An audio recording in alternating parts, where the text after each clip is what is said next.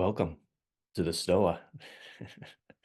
It's been a while, and it's so good to see all these familiar, beautiful faces. Just gonna take a moment and feel free to have some light in some the Stoa as well. Turn on your camera.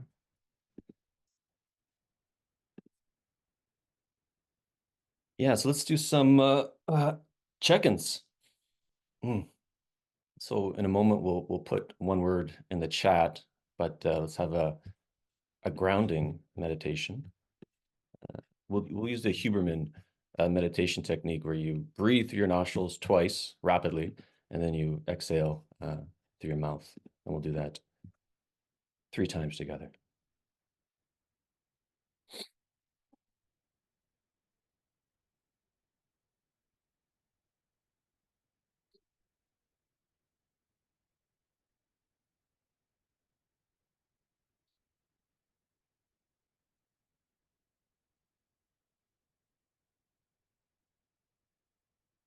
Now, whatever word comes up from your body, put in the chat. All right. So we're going to have, after you do your check-in, we're going to have some chat discipline throughout. Let's put the welcome message. And there's the agenda if you didn't get it via email. And so there's going to be an active chat component that we'll need to navigate. So keep the chat clean, free until otherwise noted. And so today's session is called The Living Question. And a living question is a question one lives with without forcing an answer. And I'll give more context about this particular living question, but the one we'll be living with today is, how do we get right with technology?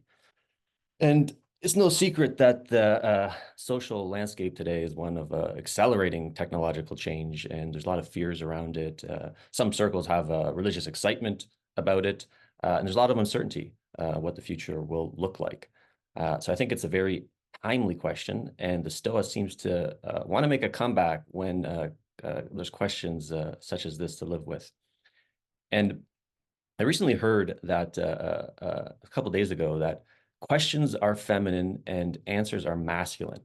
And a true question, if it's oriented towards the good, true, and beautiful, and receptive towards the whole, one really needs to be in a state of aporia, of radical unknowingness, to have the proper orientation in asking a question. And we're going to get into that state in a moment, but we're going to first honor this desire to give a question, or to give an answer, I should say. Because as you know, in a lot of intellectual and philosophical spaces, especially if there's a lot of male galaxy brains around, there's a lot of a desire to give answers, always a desire to give answers. So we're going to get that out of our system right away before we get into this state of collective aporia. In a moment, I'm going to put a Stoa classic, play a Stoa classic song for everyone. But the prompt here is, put your answer to the living question, how do we get right with technology, in the chat, and keep your answer within 1 second, 1 session, I should say, or 1 sentence. Could be a second or a session as well. And so take your time, sense into it, listen to the vibes of the song, and then whenever your question comes, pop it, and then pop it in the chat, and then we'll collectively read it. All right. Beautiful. Send some gratitude and some wise vibes to your fellow answerers. Now we got that out of our system. We got this pathological answer virus out. Now we can get into a state of collective aporia. A living question is not only a question that we live with without forcing an answer, but it's a question that changes. It's protein. It moves and shape shifts with the bodies who live with it. And so we're going to play a brief game right now. We're going to demo it first. It's called the question game. So 3 people will form into a group. The first person asks a question, and then that should not be contemporary life. The first person can ask the living question, how to get right with technology. And then the second person responds with a question, followed by a third person, et cetera, et cetera. And as it keeps going on until the time limit. And this is an exercise to show off your cleverness or ask provocative questions. It's about engaging in a philosophical question solely through questions. And while asking questions, sense into the essence of questioning itself. And if you do this, play this game for like 30 minutes or more, you just get into this real, it's like a psychedelic. You get in this really trippy state, and it's like the state of aporia itself. So we're going to demo it right now. And I'm going to bring up two of my good friends, spiritual brothers that I met the Stoa. We affectionately call each other the Aporia Bras, Nick Benjamin, Anjon, Katta. And these are the two wildest guys I know, and I love them dearly. So I'm going to ask them to unmute themselves if they're available. Nick, Anjon, are you there? Hello. All right. So I'm going to spotlight our faces for everyone. And then we're going to demo this game. So I'll ask a question. Nick, you can respond with a question, then Anjan, then we'll go around. So first question, how do we get right with technology? How do you know who you are? How do you not win and still lose? How do you know when you're winning? How are you doing? When is it okay to surrender?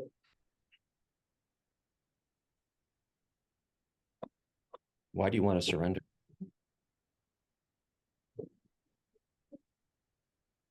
What side are you on? What if we're all just intellectually masturbating? What if intellectual masturbating feels good? How do we stop masturbating?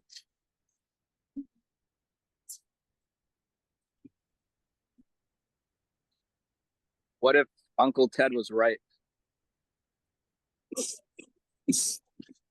Okay, we'll stop there. Thank you, Anjan and Nick. So I'm going to remove the spotlights, and then we're going to put people in breakout rooms now for 6 minutes. So the first 3 minutes, feel free to engage in the question, the living question, and then just you can go on for 3 minutes, and then I'll make a note after the 3-minute mark, and then you can decide if you just want to have a free associative chat while you're here, or you can just continue the question game until we come back to the main group. So I'm gonna, while I put people into breakout rooms, you can sense into your first question. All right, everyone, welcome back. Hope you had a good time Aporia maxing. Got a nice state of unknowingness. So that is just sort of like lubricating the social field for this next portion, the main event of today, collective inquiry. So if you're just arriving, here's the agenda. You can check that out. So there'll be a one-on-one inquiry with me as the inquirer, and Anjan, who was doing the demoing the question game, will be the person in the agape seat.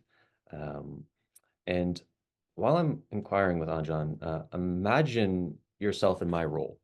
And what questions would you be asking while I'm inquiring with Anjan? And just put it in the chat whenever it comes to mind. And ideally when it's like it hits, because it's like, you know, that's the moment is what counts. And feel free to ask as many questions as you want. And again, this is not unmuting yourself, it's just putting it in the chat. And just trust your intuition deeply and focused on asking questions that aim for greater clarity. And yeah, all questions are valid, but you know, avoid mean-spiritedness or seeking attention by playing the class clown. Use your discernment with that one. And so while we're doing that, so I imagine there's going to be like just a bloodstream, like a flood of questions flowing throughout the session. Um, on the agenda, it's a document that you can write on. So you can like write your thoughts down. You can kind of like write a mini essay while you're listening to it, whatever you like. And then you can comment on each other's thoughts as well. We've done this before in collective inquiries, and it's quite fun. Or you can just write on a separate document and then link it later. So that's the session, and so we'll begin. And my inquiry partner today is Anjan, my spiritual brother, and he's a entrepreneur founder of Daylight Computers. And some of you who are reading my Substack know I've been invited to be a philosopher in resident at Daylight, and they're launching the first blue light free computer tablet, which is really a beauty to read on this. I only read articles on it now, and a nice and cozy vibe. And so I'm really excited about what Anjan is doing. We're writing a manifesto and plugging into his vision. So that's sort of the context of the person we're going to be talking to today. And so the question, getting right with technology, is quite fitting. But Anjan, before we begin the inquiry, any thoughts you'd like to share about yourself or Daylight or any kind of further context setting you think would be good? Well, thanks for having me, and I'm honored to be able to share to all of you. Stoa is such a crucial part of my life. I was in the middle of doing this company in my parents' basement in 2020, and that's when I found out about the Stoa. And every day it felt like there was like, gosh, I could like do this incredibly boring work that's almost certainly going to fail, or I could listen to this bearded guy from Toronto interview really smart people, feel like I'm becoming smart myself. And I often chose the latter. I'm glad I did, but it was a fascinating time. And I can't believe the company's still alive. I can't believe we're close to launching. I can't believe how much that time at the Stoa deeply influenced the way I think about what we're building. And it's a very personal project. I just had a very toxic relationship with computers, and for lack of a better way to describe it, I just looking for some hope. I needed a story I could tell myself that things could get better. That was kind of the impetus of the project. What if I wasn't full of shit about the potential I thought I had? What if there was some credence to, if I wasn't distracted all the time, there could be better stuff flowing out of my head through my fingertips on my computer? What if there was great books that could actually make a difference? What if there was cool inventions that were a couple papers away from meeting? I still feel that's the spiritual core of what we're doing. What version of ourselves could we be if these appliances around us served us rather than downgrading us? And I think it's some combination of luck and what the universe wants that it seems to be evolving into something a little bit bigger. The possibility of a new form of company, of a new value set and philosophy applied to technology. And I think a key part of that is not doing this in Cupertino from an ivory tower up high, thinking you can predict what the rest of the world is, what the zeitgeist is, and what matters. But being embedded in community, listening to people, also maybe being open to being confrontational, letting that opponent process do its magic. So I'm humbled, grateful, excited, and a little bit nervous to present to you and talk to you guys today, because I also have a very special someone in the audience. So I'm trying to impress her. If anybody wants to throw me some softball questions, I'd be opposed. And so I imagine Anjan will be coming to the Stoa later for like a more traditional format presentation on the Daylight, but today we're doing something quite experimental. So I'm going to spotlight our faces, and as predicted, Nick Benjamin, I think he vanished into the ether of Aporia. And so we have a backup person who's going to help us with the inquiry. I got to find his face. Arn Rajason. There you go. So while I'm inquiring with Anjan, Arn's going to be scanning the chat. So just start putting, yeah, see, how did you get so sexy? So Nathan had the first question. Just keep putting questions in the chat relevant to the inquiry, and then I'll be pausing throughout and just taking Arn in, and Arn's going to just choose whatever question he resonates with, and then he'll ask that to Anjan. That will direct inquiry in a different direction. And then it also you have that Google Doc. You can write on that, and we'll kind of collect that at the end. So Anjan, don't pay attention to the chat. That's going to be distracting. You can have your eyes closed or open, whatever you're comfortable with. Sometimes an inquiry is really heightened when the eyes are closed. And we'll start with a theoretical question, today's living question, but this might weave somewhere personal. It might stay in the theoretical. We don't know where a philosophical inquiry will take us. So that being said, Anjan, how do we get right with technology?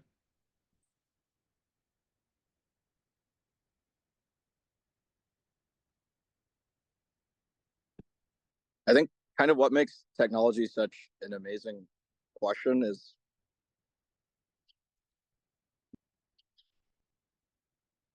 it's everything and it's nothing. It's us trying to leave our human imprint on the environment around us.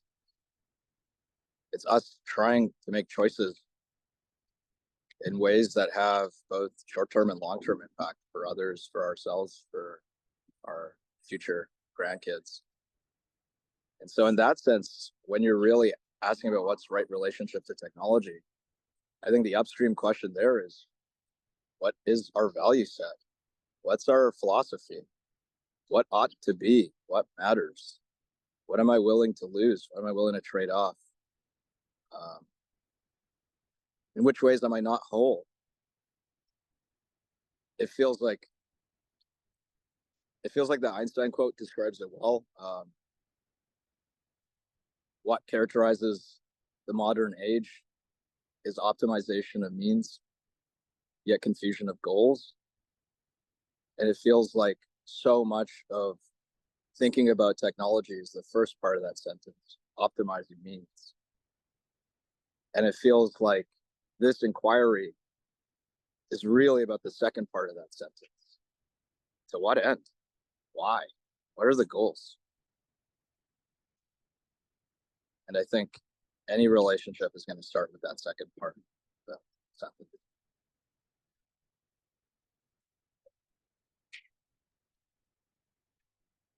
You know, we're writing this living manifesto right now, and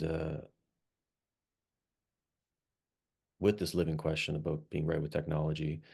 And I love defining words, but it's like defining technology is like a kind of going down this rabbit hole. Like what actually is technology? Where's the conceptual boundary with this thing and compared to nature?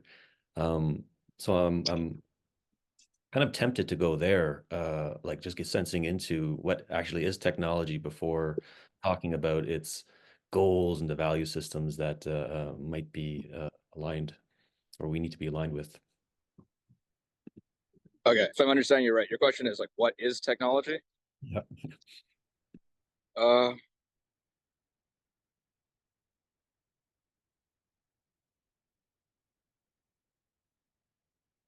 I guess I'll try to first answer it from the dictionary definition way, and then I'll try my own way. I think the dictionary definition way is the application of knowledge towards human means and goals. And so in many ways, technology is us trying to harvest the bounty of science, of other knowledge we've accumulated, understanding of the universe, nature, human nature, so on. And then there's like Jacques Ellul's greater definition of technology, like la technique. It's not just objects and devices and things, but it's a how, it's a methodology of being algorithmic, of applying the scientific method, of running experiments, of refinement and iteration, creating things that can compound, can build upon themselves. They can be clicked together like Lego blocks. And so each human doesn't need to do all of it. They can just do one part of it. We kind of bring it into this web. I love this essay called I Pencil, where it talks about the crazy number of people and processes that are involved in just making a pencil, from the wood on the side of the pencil, the massive supply chain from growing the trees and cutting them, to the graphite that's in the middle of it. And so it feels like technology is a combination and accumulation of generation after generation of gifts. So that's what I feel like often when engineering marvel or scientific discovery is. It's a gift to the world around you today, hopefully to the world in the future. I think my personal definition of what technology is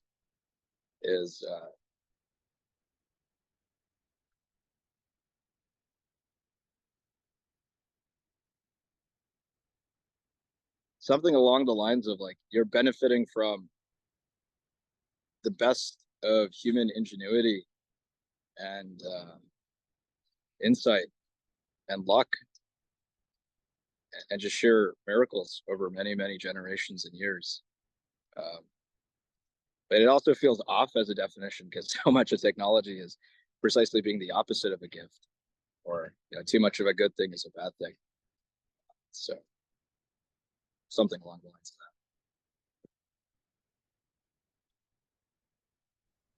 I'm feeling a call to tag in Aaron for a question from the chat. So I'm paraphrasing a bit, but Anjon, you mentioned that you previously had a toxic relationship with computers.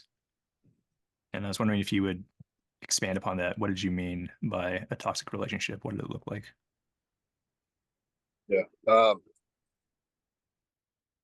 I feel like I, for better or worse, have been physiologically and psychologically adapted to have the worst relationship with modern computing.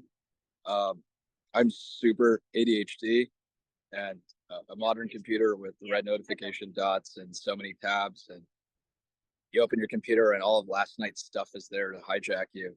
It just, I just never got anything done. I was just rabbit holing, wasting time and getting distracted. And it just made me feel like shit. I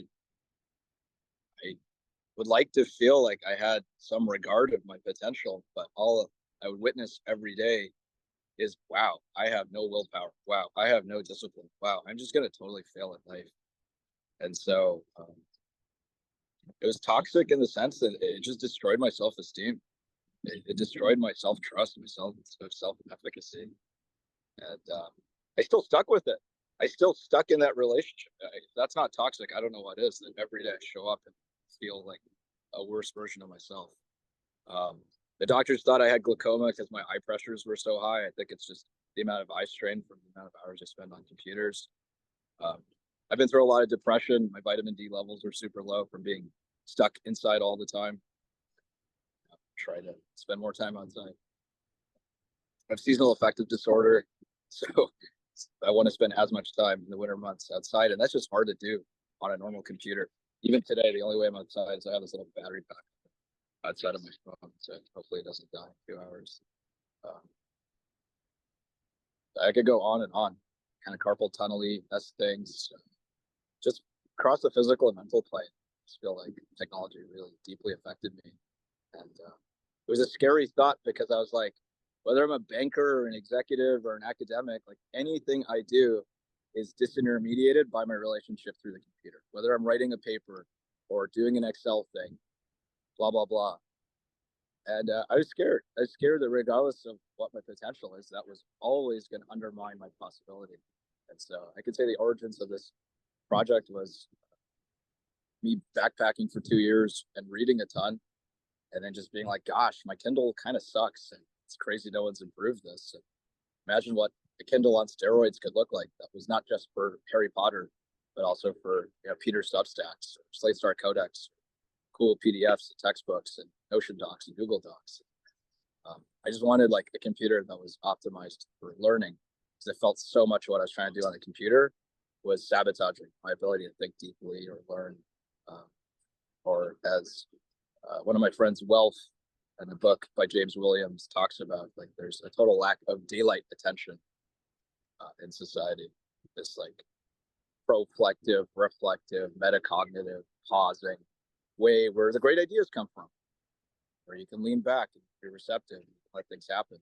I felt like so much of my relationship with the computer was just like tight nervous system tension. There's even a phenomenon called screen app where you breathe less when you're looking at a screen. It's almost like a 20% version of a deer in headlights, but all the time. So I just like, I can't believe I feel so bad in the moment. I feel so bad about myself, I feel so bad about my future. So can we try to fix that? Can we try to change that? Who knows? But you could argue our project is just our attempt at trying. Can you say more on that meaning of daylight that you were gesturing to? I wish there was like a phone a friend feature. I feel like Wealth could wax poetic about it. I don't even know if he's in the group here today, but actually, can I just tag in Wealth? Is he here? Yeah. Yeah, I'm here. Yeah, let's use the collective intelligence. Call the lifeline. I'm gonna spotlight your face. Well, Awesome. so what's daylight, my Hey friend? everyone. Hey Peter, hey Anjan. Good to see you all. Sorry. So daylight attention comes from this book by James William, which means he defines 3 different types of attention. And he says there's the spotlight, there's the starlight, and there's the daylight. And the spotlight is sort of about what we do. It's our moment to moment attention and how we focus on tasks, how we get things done. Then there's the starlight, which relates to how we navigate our life by sort of the stars of our values and goals, which relates to kind of who we become. Because if our starlight attention is obstructed and we're unable to act in alignment with our values and goals, then we're not in control of this destiny. And then he says the deepest layer is what he calls daylight attention, which is sort of how we know. It's all of these basic cognitive capacities of metacognition and of reflection that are essential to sort of define or to know what we want in the first place. And so that's where the initial inspiration came from. I hope that's sufficient. Thank you, Wealth. Anjan, would you like to add anything to that? Whatever he just said. But I guess I will add one thing. I think the thing that really clicked for me here is I was like, we're doing this company from the belly of the beast. We're in San Francisco, right in the middle of Silicon Valley. And I'd meet these like super high IQ, super high conscientious like folks who are like executives at Google. And I was like, what the hell is going on here? They're so smart. They're well read. They read the same kind of interesting books as us, a surprising number. I mean, they're not reading Byung-Chul Han, but they're reading good stuff. And I'm like, how are they so like low agency or cowardly, whatever judgmental phrase I want to use? And I don't have the best theory, but my takeaway is one of what Welf said, is they're so busy, there is no time for them to want what they want. They're so busy that they don't ever have a way to be like, what the fuck am I doing? Or why am I doing it? Or is this really what I want to do? And it just kind of hit me like, oh, wow, you could have all the skills in life, all the hit points maxed out. But if you don't have boredom, if you don't have space, if you don't have leisure, if you don't have that lean back, you're a slave, because you're just acting in the rules of a game that you might not have even known that you have choice to play or not play. And so I feel in a way, one of the competitive advantages of a new age technology company is to allow more space for laziness. And maybe that allows a little more space for agency. And one thing I was talking to Wealth about before is that we almost need a new martial art for our attention against sort of this, like, you know, as you like, Moloch type technology that is just attacking us constantly. And so I'm curious what your presence thinking on this, Anjan, but this kind of like with daylight, it's not just technology is needed, but what John Vervaeke calls psychotechnology, like transformational practices that are in relationship with technology. And so I'm curious how you see that relationship of technology and psychotechnology and how potentially daylight will marry the two. Can you ask that in a different way? Um, so it seems like the proper response is to not just have technology, but psychotechnology. And generally, I'm curious what you think about that question, and then how could daylight play a role in it? Yeah, that question caused me a lot of existential dread in the past, and maybe still a bit, but it's a lot of excitement as well. And what I mean by that is the premise for this whole initiative was somewhat bankrupt in the sense like it was a lot of motivated reasoning. I was like, if I can fucking reinvent my computer to be distraction free and healthy and good for me, I'll be successful in life and live up to my potential. And it's just like I needed that story that it's not my fault that I'm the way I am. It's my computer's fault. And I still believe there's a fair bit of truth in that. It's not a coincidence that the Tolstoy book I've been procrastinating for 8 months suddenly gets really easy to read when I'm on an airplane without Wi-Fi. I didn't get any smarter or more disciplined. It's just the environmental design is set up for my success, where the Tolstoy is the least boring thing I can do. And suddenly I'm doing it. And so I deeply believe in environmental design and changing the affordances around us to empower us. But having said that, I kind of had this dread that I was like, holy shit, like I'm addicted to technology because I don't know how to be in my body. Like I love the quote, anxiety is energy without breath. Like I'm a pretty energetic person and I don't know what to do with that. And so what do? I hit Control T and go to YouTube and binge for 2 hours. I get word blocked, and rather than feel the discomfort of the uncertainty, I'm opening up Slack and I don't know, God knows what I'm doing. And I'm like, fuck, most of this is just me running away from myself. It's emotional stuff. It's internal stuff. This isn't going to be solved by technology because I'll find another way to escape and avoid in this.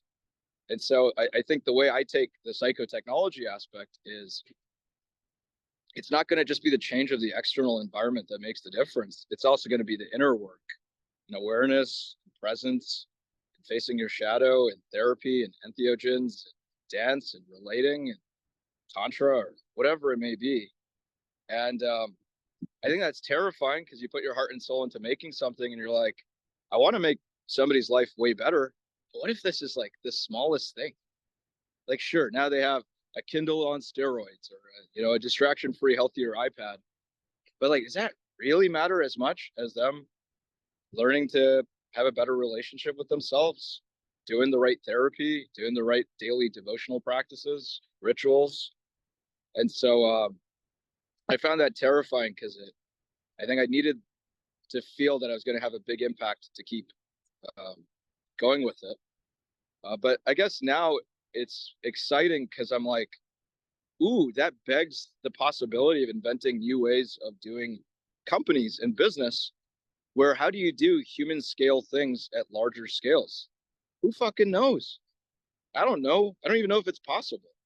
But like maybe there's ways in which there's a central set of technologies distributed and there's whole kind of mycelium-like networks of folks who are coaches and therapists and community allies working around those pieces of technologies to help implement it into people's lives, help with the self-work, help with the rituals and all of that. And I love this tool. I wish it was a public benefit and it was free, but it's called Focus Mate.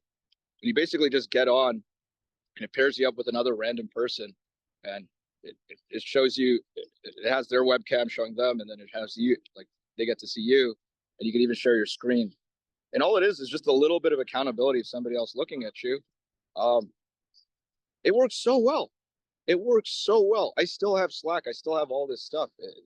Yet the right presence of a human, the right relating has such profound impacts. And I kind of consider that to be a psychotechnology. And so I think one living question we have is, what are all of the not very scalable things that potentially can have a tremendous amount of impact? And what are the right models to make that more and more available? Arnold, is there a question from the Stoa? I'm paraphrasing again, but I thought this question was interesting. Do you see technology as being masculine? And if not, what are some good examples of technology being feminine?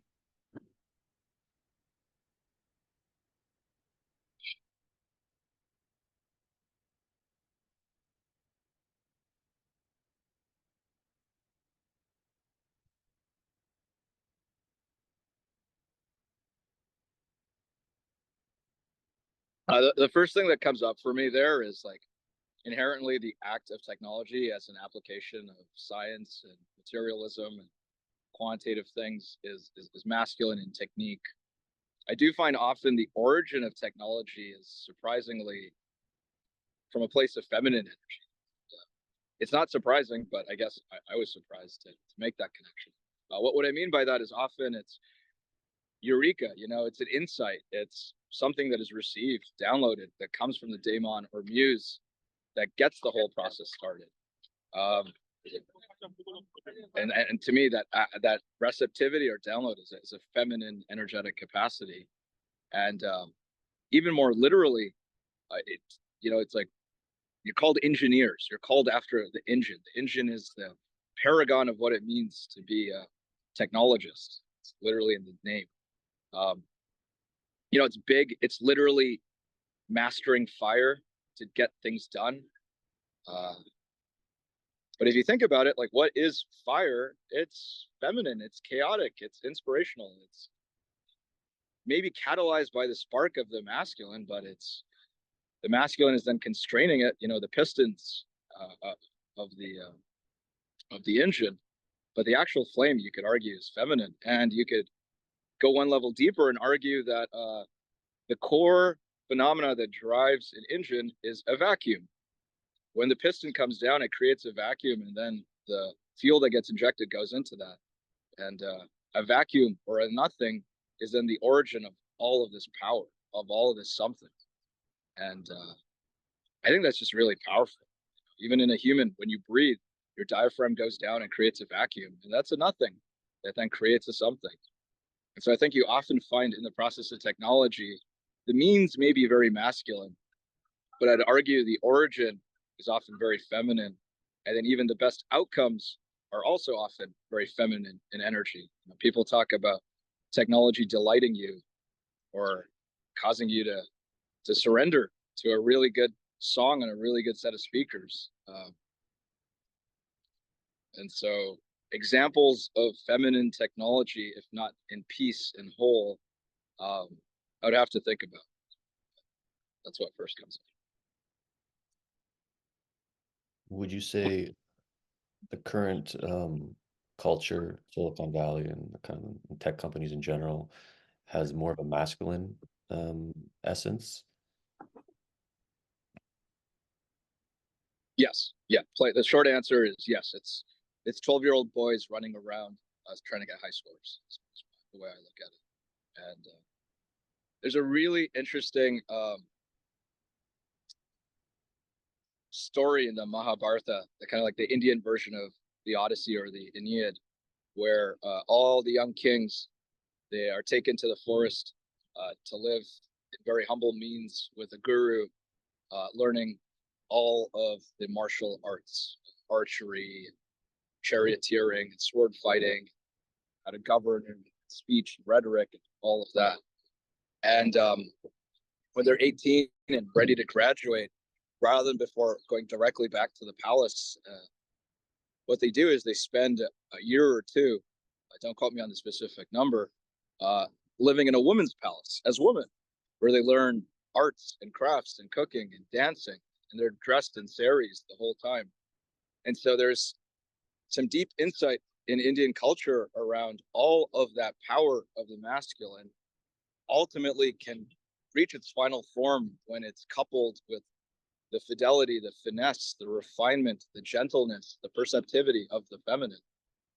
And the analogy that comes to mind is like you have somebody with a huge, big rig truck. It's like a fucking dragon. That shit is so powerful, so big, so intimidating. But then you see them try to like pull into the gas station, and it's so soft and gentle and careful. And it's like, oh, when you have a lot of power, there's absolutely a need for sensitivity to handle that power without causing negative externalities or hurting other people.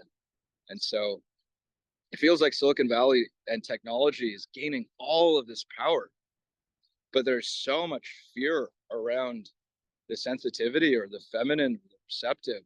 And so I feel like the big rig trucks are bumping into stuff.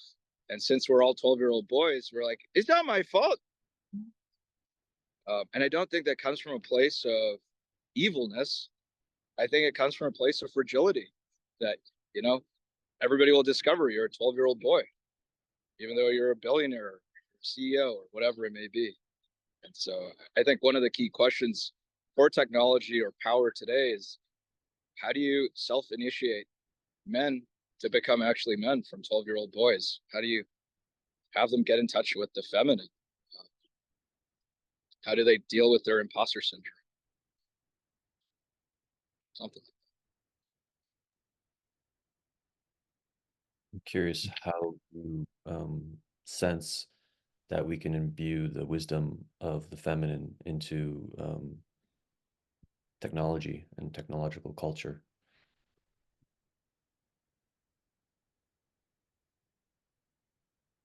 I would have to think for a lot longer to give you a non-rambling answer, but maybe I could share a personal perspective. I've been pretty insecure my whole life that I don't really know where my good ideas come from, and because I didn't effort for them in a way, I'm like, maybe they're wrong, maybe I'm a fraud, maybe that like, and I'm often post rationalizing to people about an idea or an intuition I have to make it sound impressive, or it can stand on its own and it has all of this evidence. And so a lot of the journey for me in recent times has been like, I don't know where that came from. And that vulnerability of the insight being one of reception, it got downloaded to you. It was not constructed or created. And that's really scary because I can't convince you. I don't have great evidence. I don't even know why. I don't even know if it's a good idea. So I think there's something around vulnerability and mutual trust. And there's something about always needing evidence and arguments and rationality that just is the removal of trust. I don't need to trust you because I can just look at all your evidence and analysis. And it almost feels like to bring and honor the feminine in technology is to allow vulnerability and trust to come back as dominant values and ways of relating.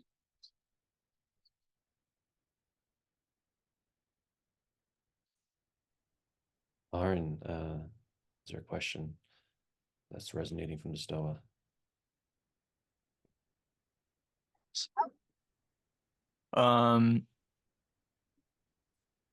Anjan, do you feel there's any need for us to decelerate? Is tech moving too fast? Does there need to be a movement that says like slow down? Yeah, there is one. I mean, that's the whole poster. I don't know how many of you saw it, like that first timeline. That's Ted Kaczynski and the Unabomber. And what makes it so compelling and potentially dangerous is, in many ways, it's right. You know? Yeah, there's a learning by doing. And if we keep buying the new car, the new video game, the new thing before we learn by doing, you're just hoping it works out, but you really more and more don't really know what's going on. You don't have a deep relationship with things. Yeah, maybe a relationship with abstraction. Because when there's that much change, there isn't an intimacy with the underlying. There's an intimacy with the concept. Oh, it's a car. It's a new word processing program. I just feel like the secret is going to be how do we,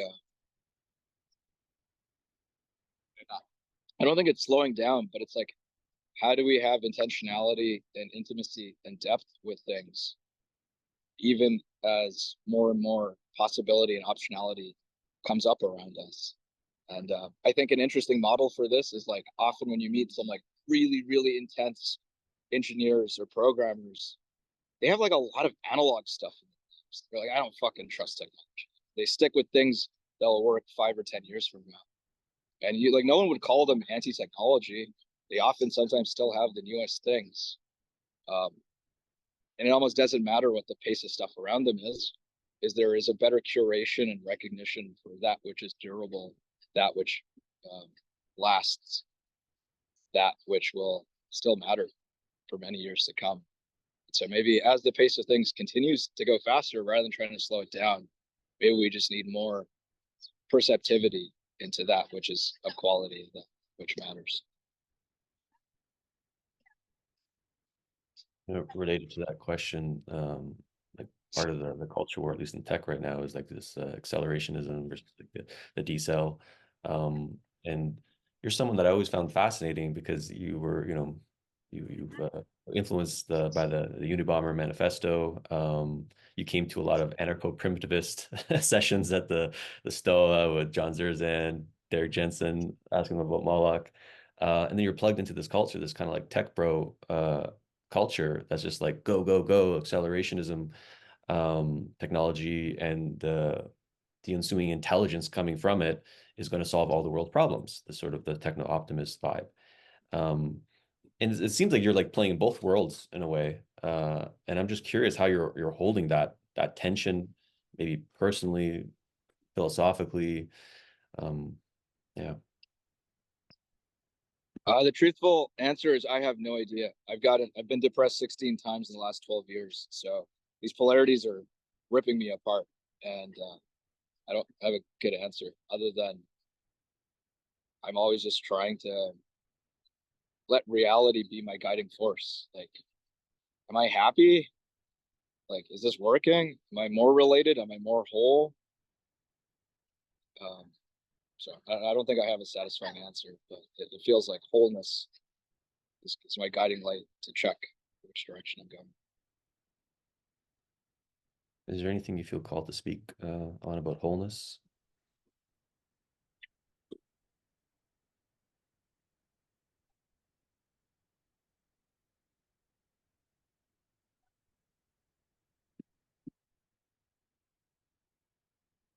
It feels like what we're, if you don't mind me speaking in somewhat grandiose terms, it feels like what we're doing as a collective is like learning to grow up, and we're going from being teenagers to young adults, or young adults to Saturn return adults.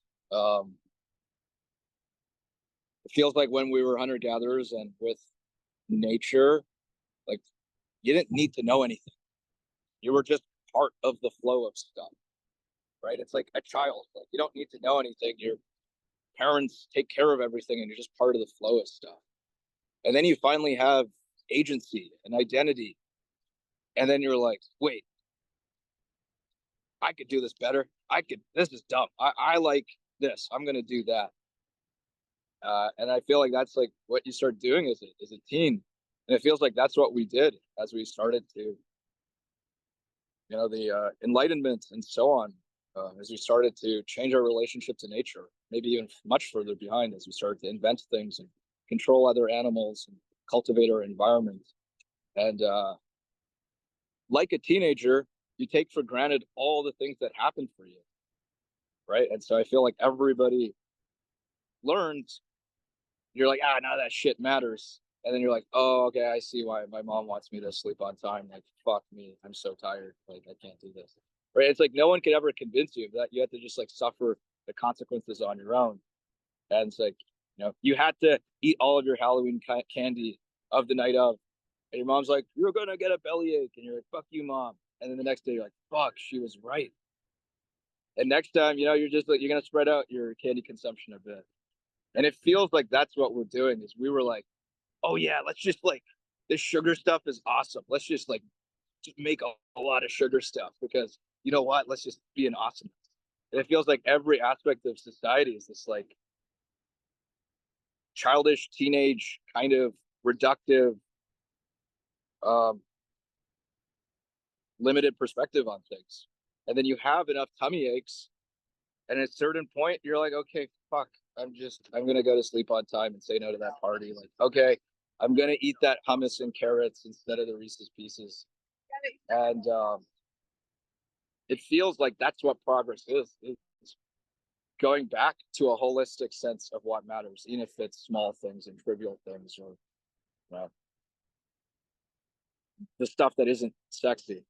And I feel you can use that as a better gauge of what progress is instead of GDP, or, you know, my thing is now 16K pixels and 48 gigs of RAM. It's how whole are we and how whole are our perspectives? And you could argue Steve Jobs with Apple. He has a famous slide in his presentation where he says what makes Apple special is they're at the intersection of liberal arts street and technology street. Not just technology, but also liberal arts. And you could argue that the previous incarnations, the IBM incarnations, were so reductive, so just in the masculine, so just in the left brain.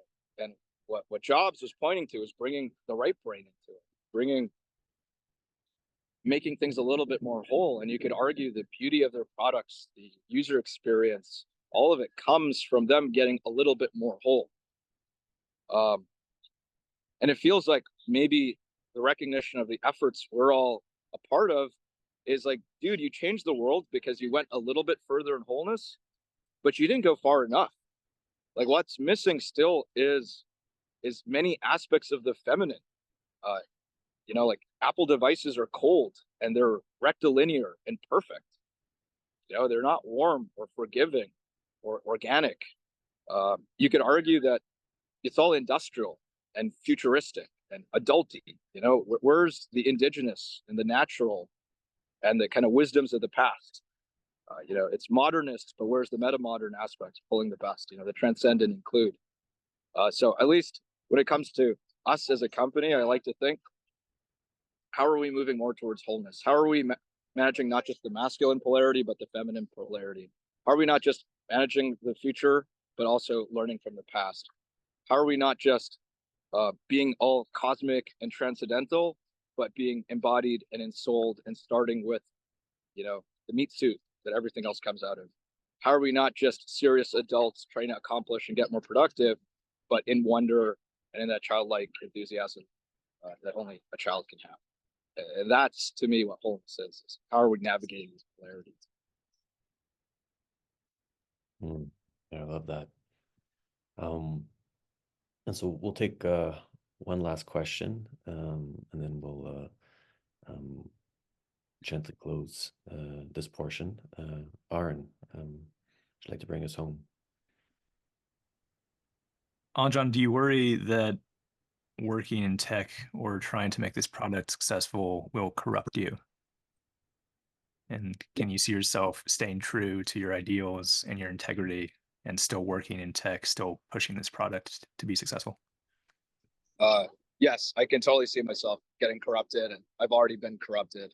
It's so hard to know whether you're compromising to keep the thing alive or you're compromising because you're a coward and you want the thing to succeed. I have no idea how to go forward with this. Even now, with raising our next round of funding, I'm terrified that I'll take money from somebody who will undermine all of our good intentions because they want us to be a certain market size or do this or that. And so I have no good answer other than to spend time with folks like yourself, have people like Peter as part of the orbit, and hopefully we can figure it out slowly and have enough mutual safety and trust that we make this work. Receive each other, see each other, such that we feel safe enough to hear each other.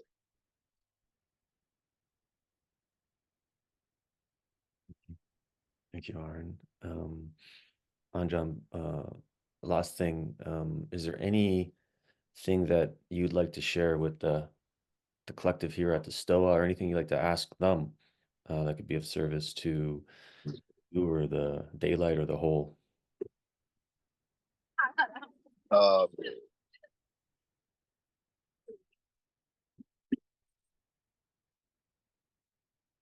Yeah, I'm still kind of getting good at speaking my wants and needs. So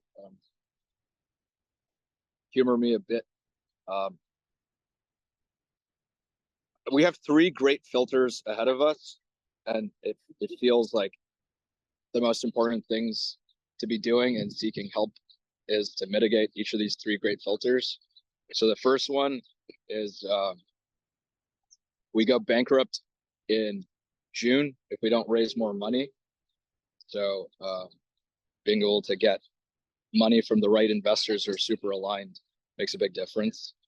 Number two is if we don't have enough sales or a good enough launch, we go bankrupt in September or October, cash flow things.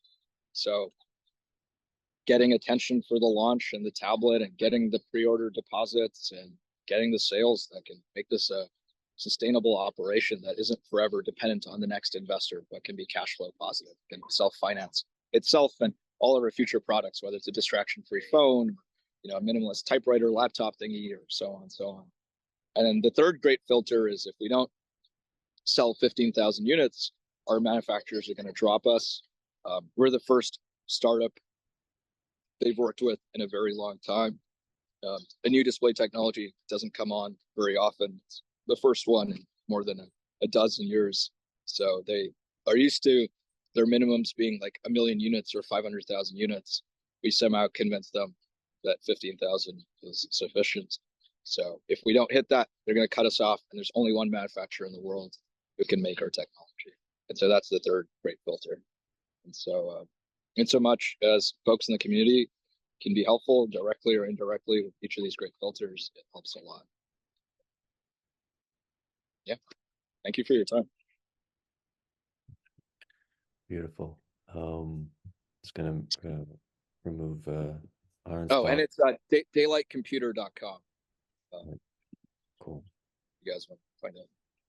And I'm just gonna remove my spotlight and let's just shine some love, some good vibes to our friend Anjan here.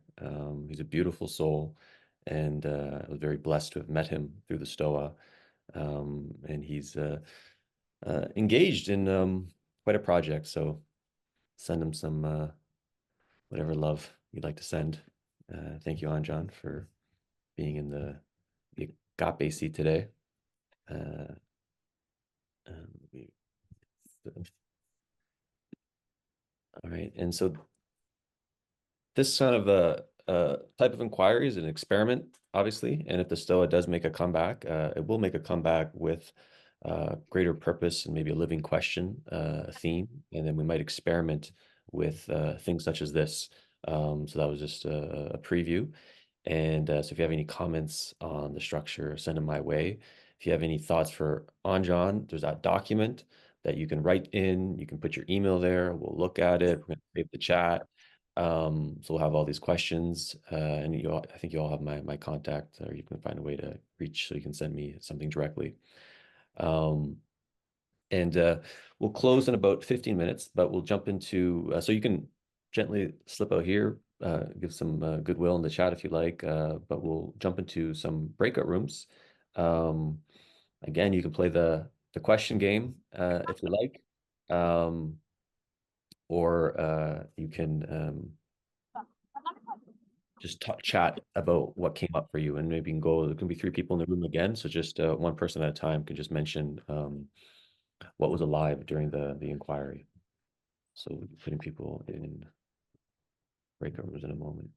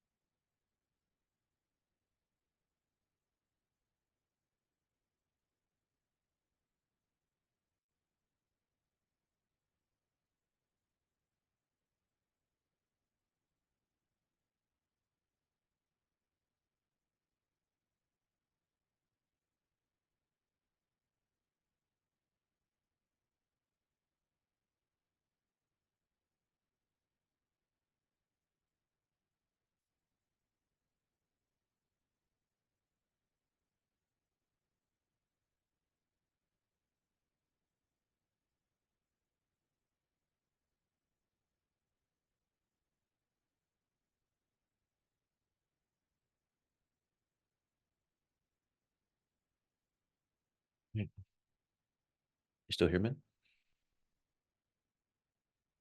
Yeah, sorry, I'm being bombarded by texts from other people. What's up?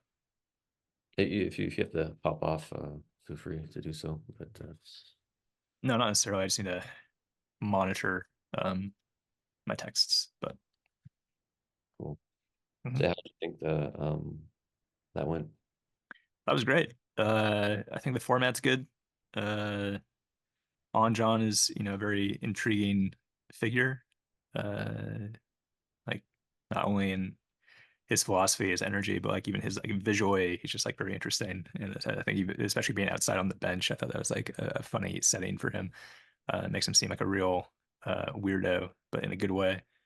Um, and inviting people in the chat to ask questions constantly, I think is even if you're not using all of them, it's still like a way for people to feel invested in the conversation, like they're part of it. Yeah, yeah. So it's good. That was sort of like remember the discovering wisdom ones that kind of fell flat. And I think it was partly the reason, maybe because it was the subject matter. I like having it maybe like starting with more theoretical stuff that could weave to the personal. Um, so I think a theoretical starting point is kind of key, because then everyone can kind of like find a way to like grasp onto relating with it. Or if it's just too personal, then it's like, oh, that's nice, but like I don't want to feel that right now, or that's not my issue. And then yeah, I think that the key different here was a having a document, which was good, but then having this kind of constant stream of questions just flooding in, feels like a pretty cool thing, and having someone just like attuned to the social field. Because when I was doing the Stoa, it was very difficult, like doing both, right? Like attuning For to the sure. social, like gating inquiry, then letting people in. Like you have to like disassociate in a way, or like create three Peters or three Stewarts. Mhm. Yeah, Yeah, I mean, obviously, if you have help, it makes things a lot easier. If you could just have like a dedicated doorman at all your events, I'm sure that'd be nice. But yeah, even just getting the questions, I was like getting distracted quite a bit, like trying to keep track of all the questions and also trying to like sort of like rephrase them to be a little bit better. Like some of the questions where it's like there's like a nugget in there that's interesting, but I feel like if I read it verbatim, it's like not going to come across right. So I needed to kind of like tweak it a bit. And you know, I was occupied with that the entire time. I wasn't even able to listen fully to the inquiry you guys were having because of that, but that's fine. So yeah. No, I think you did a great job. The paraphrasing thing was good. And your last question was awesome. I really like nicely closed it, and I kind of like that you didn't take ownership for it too, because it was sort of like it was still the theme of mhm, the chat. mhm. Um, so I felt really good. And yeah, I was surprised because like I thought maybe it would be a little clunky, but I think it flowed well, the actual content of the conversation. It wasn't just like too much like like radical left turns or whatever. I think it was good. Yeah. I'm not sure how it could be improved. I think what's interesting about this format is that like it really can just go in a completely different sort of vibe based on the person being interviewed. Um, and that's just cool, just like to let it kind of flow. Like Anjon's character really shined through in a big way, and like you held the container for that to happen without, you know, uh, holding him back or restricting him by like asking too many questions or trying to get him to slow down or be more concise. So it Mm. was cool that kind of unfolding of Anjon live. It's nice. Yeah, yeah, it's cool. Cool. So yeah, I'm glad that went well enough. Um, no, I do feel kind of like just with the tech stuff, man. Like I don't know if you've been following Twitter and just like conversations on it, and like Elon Musk, he just today, someone's chip got planted in their head, and he's like playing video games with like the Neuralink thing.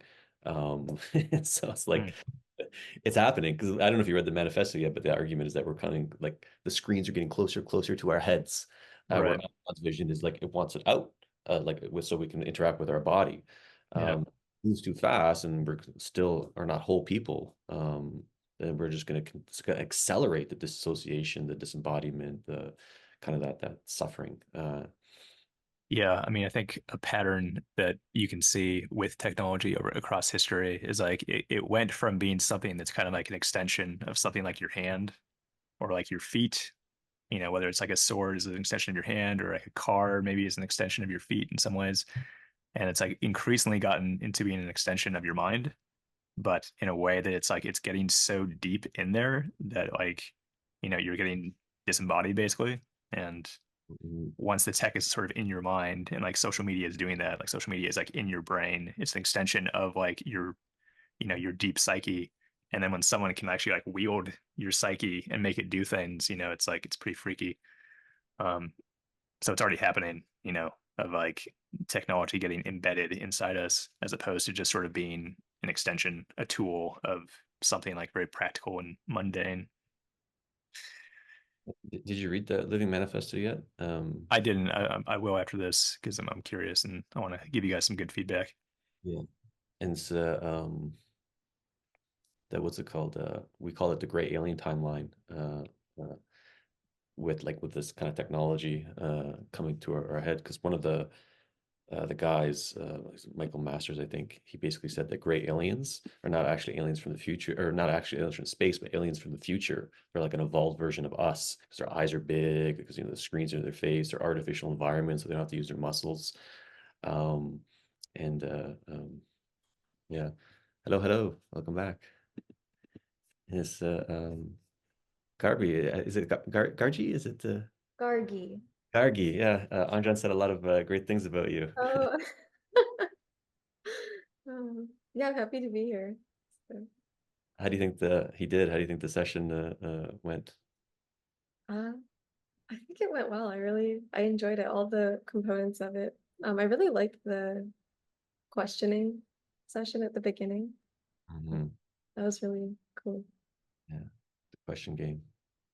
Oh, well, it's good to have you here. It looks like people are slowly returning. Um,